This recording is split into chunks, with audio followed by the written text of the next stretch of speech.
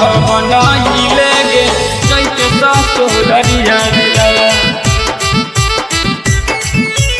Mixed by Anmol Remy. Music by Kanchan Raj Muzaffarpur. जैते ससुररिया दिलवा।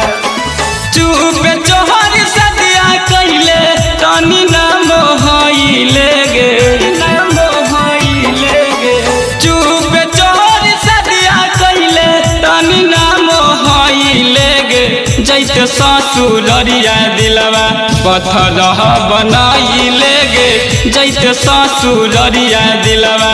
पत्थर बनाइले गे गाँव गाली टोला मोहल्ला सगरो घुमाइले गे गाँव गाली टोला मोहल्ला सगरो घुमाइले गे जैते ससुररिया दिलवा।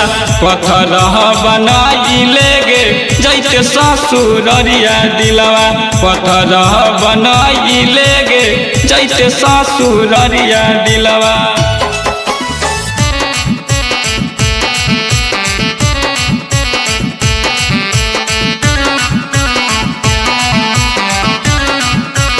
पत्थर बनाइले गे जैते ससुररिया दिलवा। पत्थर बनाइले गे जैते ससुररिया दिलवा।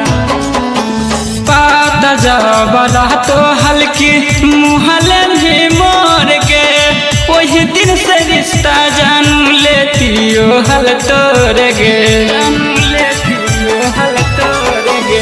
पात जबला तो हल्की मुहले भी मोर के वही दिन से रिश्ता जान लेतियो हल तोर गे हल तोर गे। प्यारक नाम बदनाम करइले गे प्यारक नाम बदनाम करइले गे जैते ससुररिया दिलवा। पत्थर बनाइले गे जैते ससुररिया दिलवा। पत्थर बनाइले गे जैते ससुररिया दिलवा।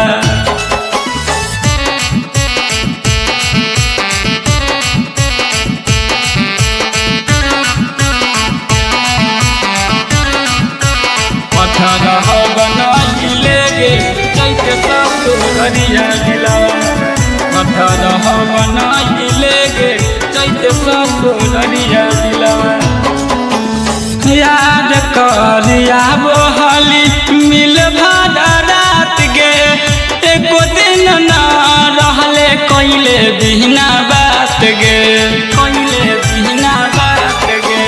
याद करिया बोहली मिल भाड़ा रात गे एको दिन ना रहले कइले बिना बात गे बात गे। बिपिन बिहारी के बड़ी तड़पइले गे चिट्टू बिहारी के बड़ी तड़पइले गे जैते ससुररिया दिलवा। पत्थर बनाइले गे जैते ससुररिया दिलवा। पत्थर बनाइले गे जैते ससुररिया दिलवा।